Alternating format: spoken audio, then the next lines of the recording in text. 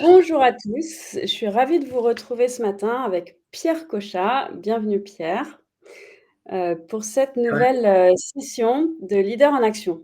Donc, par Mindpaces et je suis Thérèse Lemarchand, je suis la fondatrice de Mindpaces et je vais, d'abord vous présenter, très rapidement qui est Mindpaces et pourquoi on vous propose, cette, thématique. Donc, Mindpaces est un cabinet de coaching exécutif et on accompagne les dirigeants et leurs équipes dans une approche globale, corps mental, qui s'inspire de l'accompagnement des sportifs de haut niveau. Et pour ça, en fait, il y a vraiment 3 éléments clés qu'on ajoute au coaching exécutif, classique, qui est une meilleure compréhension et soin de ses ressources, une meilleure compréhension de son mode de fonctionnement et de sa relation à son environnement. Donc on travaille beaucoup sur le triptyque attention, intention, action ou encore perception, intention, manière d'agir. Ce travail-là, on le réalise sous différentes formes, en accompagnement individuel, en accompagnement d'équipe, par exemple de collectif CODIR, et en accompagnement coaching d'organisation. Et on le réalise avec qui? Avec un collectif de coachs et d'experts dont fait partie Pierre Cochat. C'est un collectif pluridisciplinaire, donc avec des coachs exécutifs qui portent tout l'accompagnement coaching, habituel et puis, des experts dans les pratiques physiques, mentales, énergétiques qui viennent compléter, ce coaching exécutif et créer de l'effet de levier sur tous ces dynamiques, d'énergie, de groupe, de soin de soi et d'ouverture, à, sa conscience et son environnement. Donc je suis très heureuse, Pierre, de faire cette matinée, avec toi. On va être là pour, 1/2 heure tous ensemble. On va, avoir un échange d'environ 20 minutes avec Pierre et 10 minutes, de Q&A. Donc, n'hésitez pas à poser vos questions dans le chat, on les prendra en fin de discussion. On pourra y répondre à la fin de ce webinaire. Pierre, je te propose de te présenter rapidement. Je m'appelle Pierre Cochat, j'ai 56 ans. Je suis coach au sein du collectif Mindpaces. Et puis, je suis aussi préparateur mental et notamment accompagnateur à la performance au sein de l'INSEP et sophrologue. Et dans une première partie de vie professionnelle, pendant 25 ans, j'ai été dirigeant d'entreprise. Donc une bonne expérience à la fois, hands-on, sur le terrain et en accompagnement et de dirigeants et de sportifs. Et tu as choisi aujourd'hui la thématique du jour, le fait de performer sans s'épuiser. Nous, les thématiques de leaders en action, en fait, on essaie vraiment de s'ancrer sur le terrain, de ce qu'on observe des enjeux prioritaires de nos clients. Hem, voilà, et tu as souhaité lier, les clés de la gestion de l'énergie et du temps.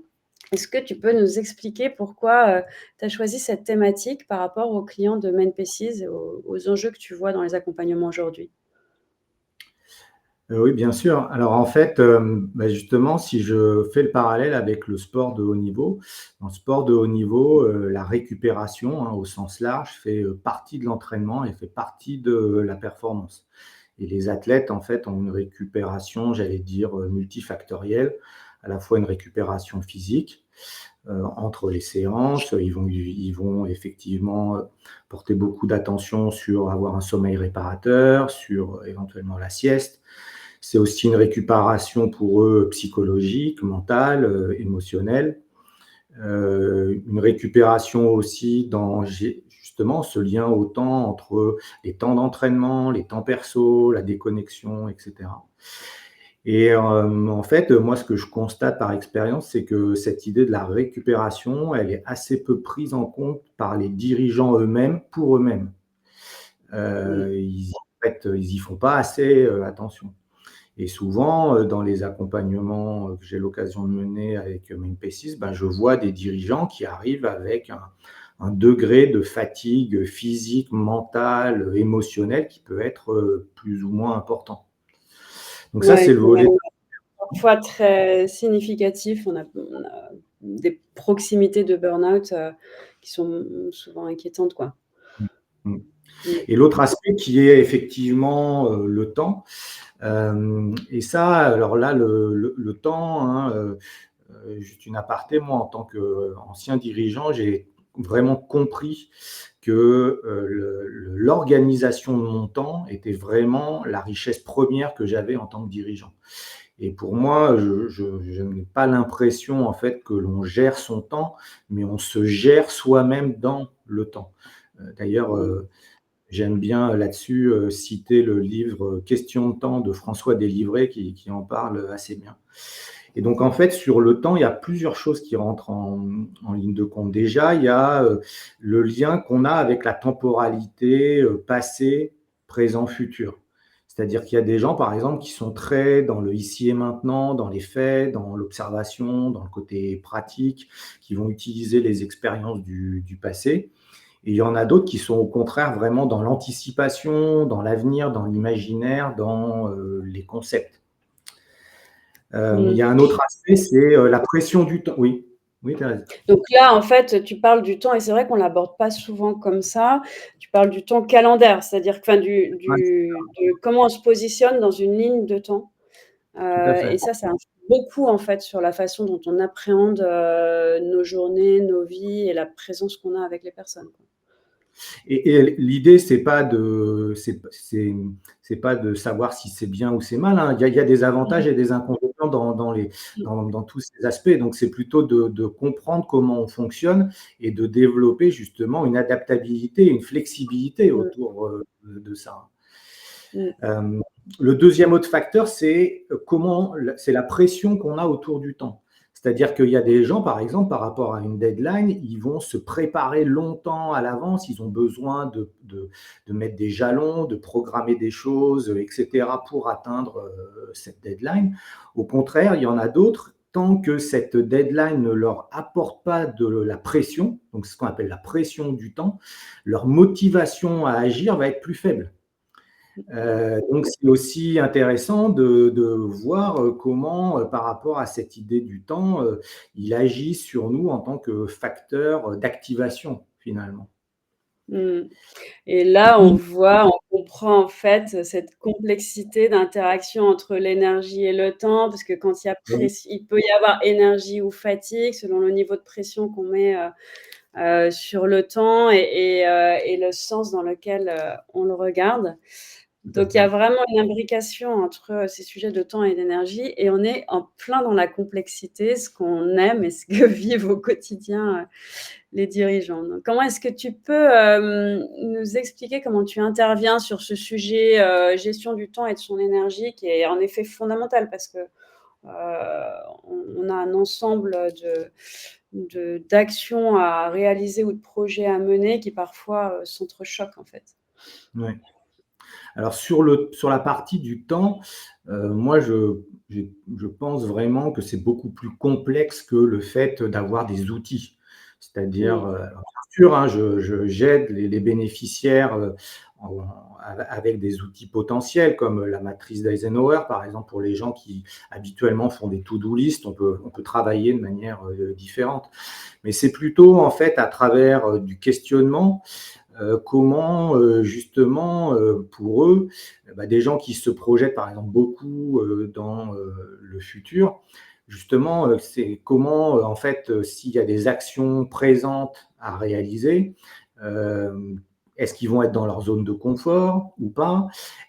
Ça peut jouer par exemple sur des enjeux de délégation de ces tâches, puisque Mmh. finalement, eux, c'est peut-être des gens qui sont, les personnes qui sont orientées vers le futur, ils peuvent être sur un système projectif, donc plutôt de création, etc. Alors que la partie action, exécution, à ce moment-là, n'est pas dans leur zone de préférence.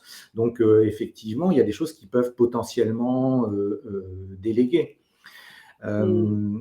Donc, ça, c'est vraiment sur cet aspect-là du temps, il y a vraiment un aspect de beaucoup de questions, réponses, d'échanges, de partage avec le bénéficiaire pour essayer de lui faire prendre conscience de comment il agit et comment il pourrait agir potentiellement différemment.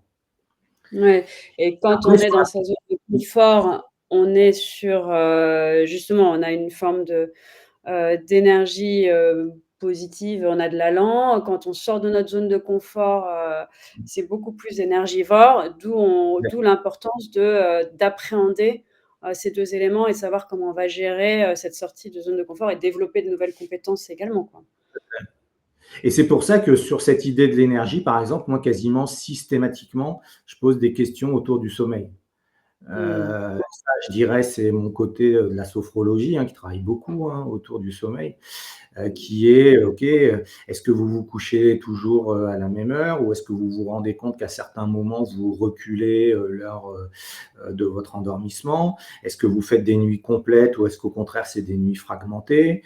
Est-ce que quand, vous vous réveillez le matin, vous avez l'impression d'être, reposé ou fatigué? Votre volume d'heures? Ça, c'est assez simple, comme, à matérialiser parce que bon, évidemment, il y a les montres connectées qui donnent des informations. Mais en fait, on peut tout simplement, tenir avec un papier, un crayon, un journal du sommeil, sur sa table de nuit où on indique, l'heure à laquelle on s'est couché, l'heure à laquelle on s'est réveillé et les sensations, les perceptions qu'on a, de son sommeil. Et puis ça Mmh. va au-delà du sommeil, l'énergie, parce qu'après, c'est aussi, est-ce que dans la journée, par exemple, les gens font des pauses? Est-ce que, par exemple, quand vous enchaînez les réunions, est-ce qu'entre chaque réunion, vous avez des sas de décompression? Ne serait-ce qu'1 minute, 2 minutes, 3 minutes. Ouais, Il y a aussi donc là, le lien. on est vraiment sur la gestion de l'énergie en plein vol, c'est-à-dire Ouais, comment est-ce que dans la gestion de mon temps, je prends en ouais, compte le fait que mon énergie va être fluctuante. Je peux être fatiguée après une séance très intense, par exemple, de négociation et donc avant de passer à la tâche, ou à la mission suivante, je m'accorde cette possibilité de retrouver un bon niveau d'énergie pour avoir un bon niveau d'acuité, de tout à fait. vigilance, de créativité, de tout ce dont on a besoin, pour, l'action à mener en suivant, et donc un très haut niveau de performance. C'est-à-dire que ce temps de ces 3 minutes de pause et tu vas nous expliquer quel type de pause on peut faire pour qu'elle soit ressourçante. Bah, en Mmh. fait, elles vont nourrir, la performance qu'on va mettre dans notre action derrière. Ouais, bien sûr. Effectivement, donc ces pauses, par exemple, il y a aussi un lien avec un sujet dont on parle beaucoup actuellement, qui est la sédentarité, hein. Bah, c'est, Mmh. par exemple, le fait de se lever, parce que comme souvent on est dans des réunions assis et ben, en fait, on Mmh. va se lever, on va marcher, 3 minutes, voilà. Donc il y a une forme de, à la fois, récupération passive, récupération, active, très courte. La récupération passive, aussi, ça peut être, par exemple, dans sa journée d'arriver à, faire une micro-sieste, entre 5 et un quart d'heure, souvent sur la pause du midi où, effectivement, ça permet de se réénergiser de manière très, très forte. Et là, c'est très simple, il suffit d'être assis, de mettre ses mains à plat, sur son bureau, de poser sa tête, et puis voilà, de se reposer pendant, un quart d'heure. Et là, on voit bien qu'il y a un côté, culturel, autour de la sieste qui est très, pas bien ancré, en France, ou en tout cas dans les cultures latines, par rapport, par exemple, à des cultures, j'allais dire anglo-saxonnes nordiques. Moi, j'ai eu des expériences en Allemagne, mais même au Danemark, où on voit bien que cette idée de la sieste au bureau est au contraire valorisée, c'est quelque chose d'important. C'est bien inclus, Mmh mh. quoi, à l'intérieur. Et Ouais, c'est l'idée de récupération aussi active, ben, c'est la récupération, active, je dirais, en dehors du temps de travail. C'est-à-dire, c'est, le fait d'avoir des activités, sportives, artistiques, bénévoles, vraiment à la maison, par exemple, de se déconnecter de la partie, travail et d'avoir des temps d'échange et de partage. Ça aussi, en fait, ces éléments-là de pause, je dirais, après le temps de travail, ça contribue, cette fois-ci en récupération active, à se ressourcer, à réalimenter, je dirais, son réservoir d'énergie. Mmh.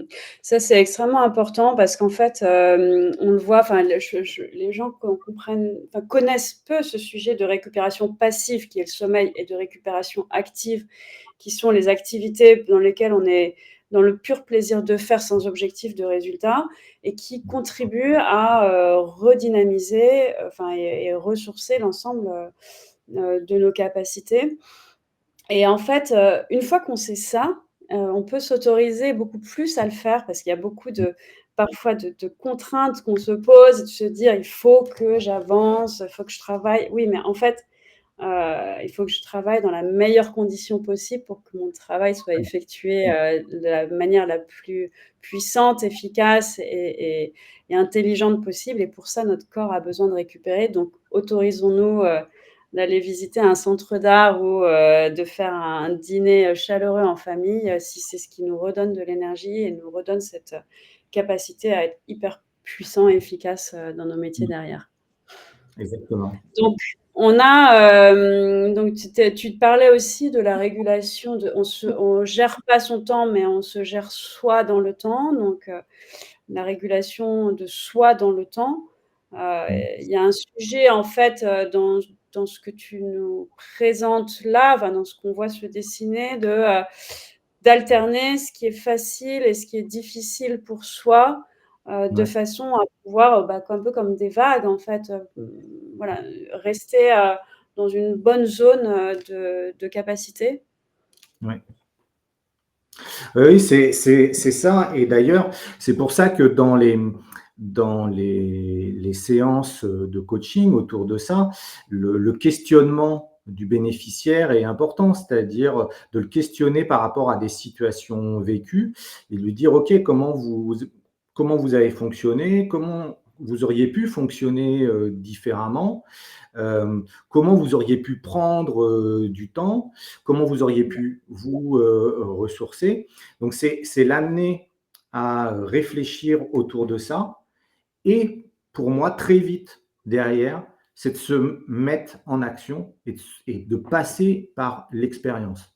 Et pour ça, par exemple, moi, j'utilise, vraiment, une technique de sophro qu'on appelle c'est le fait de faire sa météo intérieure et Mmh. où en fait, pendant, 3, 4, 5 minutes, la personne, je lui propose de fermer les yeux, de se laisser guider, par ma voix pour, justement prendre conscience de certaines choses et donc, de développer cette, perception, corporelle, de comment, justement elle perçoit son corps, son niveau d'énergie, ses sens, et cetera.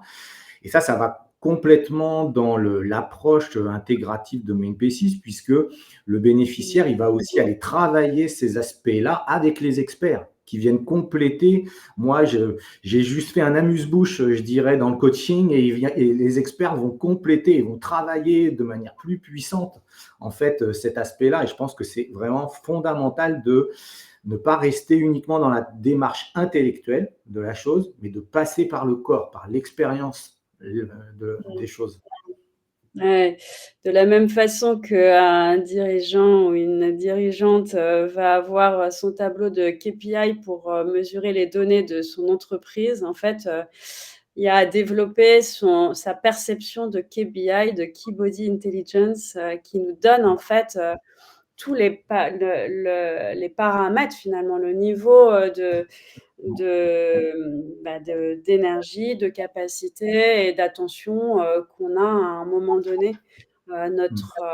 Notre état émotionnel, notre ouverture aux autres, Mmh. et qui sont toutes les informations qu'on va ensuite, brasser, Mmh. et travailler pour, déployer, nos projets, nos créations, Exactement, parce que quand on est dans des situations à enjeu, en fait, la première chose souvent qui réagit, c'est notre corps. C'est-à-dire notre corps, en fait, c'est exactement ce qui se passe, par exemple, en situation de stress. Quand on est en situation de stress, on va se mettre peut-être à transpirer plus, à avoir la voix qui tremble, à avoir des zones du corps qui sont tendues, etc. Eh bien, moi, tous ces marqueurs corporels, c'est ce que j'appelle des sentinelles. Donc, ces sentinelles, en fait, quand elles s'activent, elles sont en train de nous dire: «Ah, il se passe quelque chose qui me met en tension». Et donc, si on a cette capacité à prendre conscience de ces sentinelles, à les écouter, en fait, derrière, on peut agir en conséquence pour faire des choses, quoi. Ouais. Et donc quels sont les bénéfices, attendus et comment est-ce qu'ils se diffusent dans le temps? C'est-à-dire comment est-ce que, il y a cette capacité à se sentir, à être plus alerte, à mieux se sentir et à mieux se réguler, dans le temps, à tenir compte de ce qui se passe à un moment donné. Hem, voilà, est-ce que, enfin, quel lien, tu fais avec, entre la personne et son entreprise? En fait, les bénéfices, moi, je le vois quand, à travers l'accompagnement, les gens me disent, «Ah bah tiens, j'ai pris du recul par rapport à l'action. J'étais très dans l'action et en fait, j'arrive à intégrer des entre guillemets «des pauses» qui me permettent de prendre du recul sur ça». J'arrive à avoir, dans mon organisation, de vie au sens large, et bien pas uniquement, j'allais dire, du 90 pro, 10 perso, mais vraiment avoir un meilleur équilibre. Et je dirais pour moi la cerise sur le gâteau, c'est quand quelqu'un me dit, «Ah ben tiens là dans mes heures, de travail et ben, j'ai accepté de prendre 2 heures pour moi pour aller faire telle chose et je n'ai eu aucune culpabilité». Mmh. Et ça, par exemple, je sais que quand, un bénéficiaire dit ça, et ben, c'est qu'il a vraiment cranté sur cette idée de prendre soin de lui. Parce que souvent, par exemple, les gens autour de ça vont dire: «Ouais, non, mais moi, mon emploi du temps, il est complètement dingue, j'ai plein de trucs, à faire, et cetera», et donc en fait, ils ne s'autorisent jamais, rien dans cet espace, temps qui, en plus, déborde souvent sur le côté perso, puisque le soir, ils se reconnectent, le week-end, ça bosse un peu, et voire un peu comme les écoliers, le dimanche en soirée, on prépare le lundi et il y a presque le stress du lundi matin. Mmh. Donc, voilà. Et là, quand en fait les gens, les bénéficiaires me disent: «Ah bah oui, bah ça, j'ai accepté de pas le préparer et ben, en fait, ça m'a pas trop pollué l'esprit. J'ai trouvé une forme de détachement». Et ben là, je me dis: «OK, voilà, là, je vois les bénéfices très concrets des apports, en fait, qu'on peut faire dans l'accompagnement MindP6». Parce que c'est aussi lié avec, la bonne santé de leur entreprise. En fait, je pense que c'est ça qui est important, c'est pas l'un au détriment de l'autre. C'est-à-dire que Non, cette c'est exactement. ouais. Et c'est pas l'un au détriment de l'autre, et je vais même plus loin. Quand son entreprise ne va pas si bien que ça, c'est là aussi où il faut avoir une capacité de vigilance pour être, actif, réactif, proactif, et cetera. Or, si on est, fatigué, si on n'a pas le bon degré d'énergie, on ne sait pas faire ça. Mmh. On peut plus faire ça. On est ballotté par la situation de l'entreprise et on est toujours en train de chercher à rattraper la situation, à courir derrière. Et donc, par exemple, pour moi, les grands dirigeants, c'est effectivement quand une entreprise va mal, c'est cette capacité à ne pas toujours être dans l'action, donc à prendre du temps, à prendre du recul, parce que ce recul, il est absolument nécessaire pour eux pour réfléchir au futur. Mmh. Et le futur ayant un enjeu très fort là pour le coup pour l'entreprise, puisque éventuellement leur entreprise n'allant vraiment pas bien, il faut prendre des décisions majeures, quoi. Mmh. Et d'autant plus quand une entreprise, va bien, en fait, pareil, D'autant plus quand une voilà, entreprise même une va bien, entreprise c'est la même chose. en hyper croissance, qui est hyper sollicitée. Exactement, une entreprise qui est en hyper croissance, elle est confrontée à d'autres problématiques liées au fait que ça marche très, très bien, pour elle, à un très bon, développement, commercial, stratégique, et cetera. Et face à ça, c'est pareil, il y a de la prise de recul puisque on peut pas, on peut pas gérer, par exemple, cette hyper croissance en étant que en permanence dans l'action, Ouais, parce que si on prend ce toute côté-là. direction portée, va entraîner l'entreprise très loin dans un sens et donc il y a d'autant plus de vigilance à avoir dans, les différentes décisions, dans le poids du corps que l'on met sur une décision ou sur une autre. Exactement.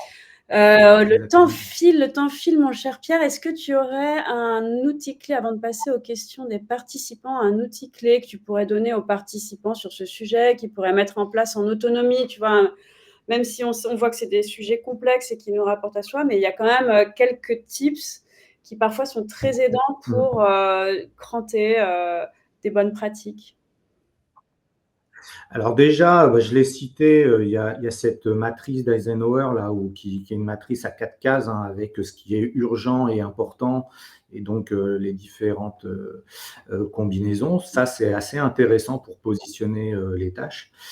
Sur la gestion du temps, moi j'aime bien utiliser et adapter en fait la méthode Pomodoro, Mm. qui était cette méthode où en fait on travaille 25 minutes, on fait 5 minutes de pause, et on fait ça 4 cycles, ce qui fait en fait 2 heures finalement, et puis au bout de 2 heures, on fait une pause de 30 minutes. Donc évidemment, c'est pas tout à fait comme ça que ça s'organise quand on a des réunions, mais c'est quand même l'idée qui est qu'entre chaque réunion, on peut faire 5 minutes de pause, et que quand on a fait plusieurs réunions, bah, une grosse pause de 30 minutes pour se ressourcer, c'est important. Mm. Donc cette approche-là, c'est très pragmatique, et je trouve que c'est intéressant.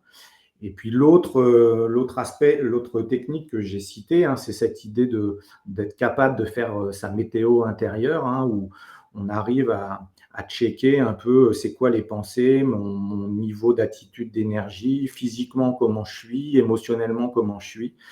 Vraiment, ça, c'est un petit protocole qui s'apprend très facilement, 3-4 minutes, qui permet justement de bien faire attention dans là où on est à l'instant présent, quoi. Mm. Et je rajouterais même un petit quelque chose, si tu en es d'accord, tu me diras si c'est... mais moi, c'est une pratique que j'ai. Après ce sujet de météo intérieure, si on a quelque chose qui nous préoccupe, un sujet qui nous préoccupe, de le poser sur un bout de papier, de le mettre de côté et de revenir à la mission, quoi, enfin, l'action Complètement. qu'on a à mener à un instant T. Et ça, c'est hyper apaisant, en fait, de se dire, OK, j'ai pris conscience de l'état dans lequel je suis et donc des capacités dont je dispose à l'instant T pour agir. Et j'ai une préoccupation, mais c'est pas le moment, en fait. Je l'accepte, j'en prends note, et c'est pas le moment pour moi de la traiter, donc je la pose et je la mets de côté. Et ça, je trouve que c'est assez Exactement. agréable. Mm. Super. Écoute, merci beaucoup, Pierre, pour ça. On va prendre juste une, euh,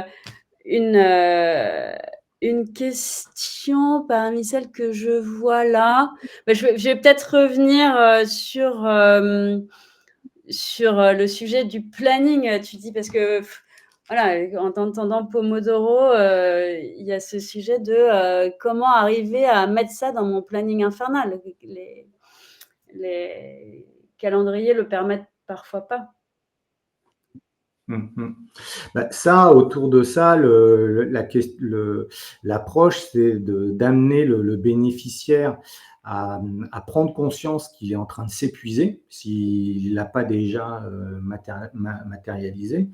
Moi, je le fais à travers le questionnement et le partage des situations. Les experts Mind Paces le font à travers l'approche corporelle, Mm. et on voit bien que en fait, nos bénéficiaires, il y a un moment, j'allais dire, s'ils en ont pas pris conscience, ça leur saute un peu au visage, quoi. Et justement, l'approche des experts va les aider pour soulager cet aspect-là. Et l'objectif, c'est d'ancrer finalement la prise de conscience. Et c'est là où moi, par exemple, en tant que coach, quand les séances de coaching suivent une séance avec un expert, c'est d'arriver à justement voir comment ils peuvent ancrer cette prise de conscience de je me suis ressourcé, je vais prendre du temps pour moi. Et là, c'est un peu, je dirais, comme l'entraîneur et l'athlète, c'est-à-dire que moi, dans le coaching, souvent, entre les séances de coaching, je vais leur proposer de mettre en place les choses, et à la séance suivante, je vais un peu checker quelque part, est-ce qu'ils ont fait, pas fait. pas pour donner des bonnes notes ou des mauvaises notes ou culpabiliser, non, c'est pour voir justement si les choses se mettent en place. Et si ça ne se met pas en place, c'est quelles sont les difficultés qu'il rencontre, le bénéficiaire. Et donc, comment on peut continuer à l'aider pour essayer d'avancer là-dessus. Ouais, et travailler sur son organisation, son management, sa délégation, sa grille de prix, Exactement, les exactement, choix effectués exactement, exactement. dans son Comment, business, les comment renoncements c'est à quelque chose opérer. qui fait, voilà, Mmh. comment finalement, dans la délégation, comment il peut donner des choses à son équipe, comment, il peut accepter que d'autres personnes fassent différemment que lui-même, mais que ça va quand même faire avancer, les choses. Enfin voilà, il y a beaucoup de choses, autour de ça, effectivement. Mmh. Bon, il est 9 heures, mais j'ai quand même une dernière question de Julien qui nous dit, et que j'aimerais bien qu'on aborde avant de clôturer, parce que pour lever un tabou ou une idée reçue, l'énergie, c'est difficile à quantifier. Comment on peut mettre du concret sur l'énergie?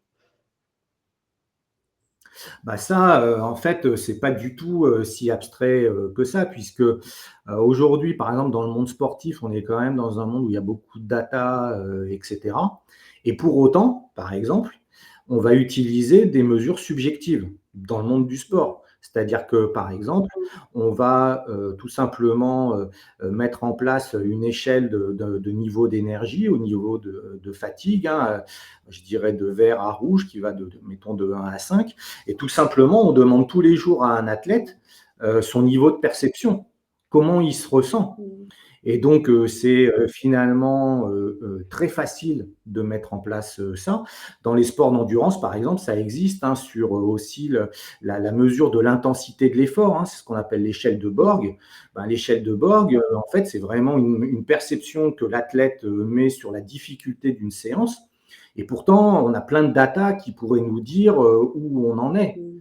Et ben, on voit bien que les entraîneurs, ils couplent à la fois les données de data et la perception de la personne. Mmh. Euh, et aujourd'hui, on voit bien que quand on suit les athlètes, ils pourraient très bien avoir des variables physiologiques finalement où tout va bien, mais pour autant où il y a une fatigue mentale, une lassitude qui est en train de s'installer Mmh. avec cette idée de surmenage qui existe dans le sport, qui est l'équivalent du burn-out en Mmh. entreprise. Donc finalement, avoir sa propre échelle de niveau d'énergie et tous les matins ou régulièrement dans la journée, et puis ça, plusieurs jours d'affilée, mesurer son niveau d'énergie, c'est hyper simple. Mmh. Et une fois, je dirais qu'on a ces éléments-là, eh bien, en fait, on peut travailler sur qu'est-ce que je peux mettre en place pour moi qui me permet de restaurer mon niveau d'énergie Ouais. à court terme, à moyen terme, à long terme. Mmh. Oui, donc c'est ce sujet, moi je reprends souvent l'exemple aussi du fait que, bah, en fait non, l'énergie c'est très concret parce que sur un pot de yaourt nature, il y a bien 40 kilocalories et 40 kilocalories sont des énergies et quand on prend notre application, si on va courir, 10 kilomètres, on aura peut-être dépensé 700 calories, donc il y a bien des mesures qui peuvent être effectuées et le pendant de ça, ce que tu exprimes, c'est notre, auto-évaluation. Donc il y a un calibrage, en fait, un calibrage à faire de quel est mon plus haut niveau de fatigue, quel est mon plus haut niveau d'énergie et ensuite d'être en capacité, de piloter ça, parce que, notre énergie sera complètement liée, à notre efficacité. Super, bah, merci beaucoup, Pierre. Si je reprends un peu les éléments qu'on a vus ensemble, donc on se gère soi-même dans le temps, plutôt que de gérer son temps. Je pense que ça c'est la Mmh. phrase un peu clé de ça. Ne pas oublier que, gérer son enfin, voilà, se gérer dans le temps, en fait, c'est à la fois, le planning, du quotidien, de la semaine, du mois, mais c'est aussi comment est-ce que je me projette dans le temps? Est-ce que je suis dans le passé, dans le présent ou dans le futur? Et on a besoin de flexibilité pour, être ensemble là, quand on se parle et en même temps être en capacité à projeter un projet et s'appuyer sur les expériences du passé et parfois on est un peu trop, d'un côté ou de l'autre, de cette ligne du temps et j'ai envie de retenir aussi, le sujet de la récupération puisque l'énergie, c'est une question de stock et de flux et donc récupérer de façon passive par le sommeil ou de façon active par d'autres, possibilités. Et en tout cas, heu, la récupération, dans notre calendrier temporel, nous permet d'avoir le bon niveau d'énergie, c'est-à-dire de vigilance, d'acuité, de vision stratégique, de capacité d'interaction avec les autres, et de toutes les qualités, de déploiement de toutes les qualités, dont on a besoin en tant que dirigeante d'entreprise et dirigeante d'entreprise. Merci Pierre, merci à tous pour votre Merci beaucoup. présence, ce matin. Je vous souhaite une très bonne journée. N'hésitez pas à nous retrouver sur mindpaces.com. Vous avez beaucoup de ressources, dans le blog, donc vous retrouverez donc des éléments sur notre chaîne LinkedIn, sur notre chaîne YouTube et sur le site, Mindpaces. À bientôt. Au revoir.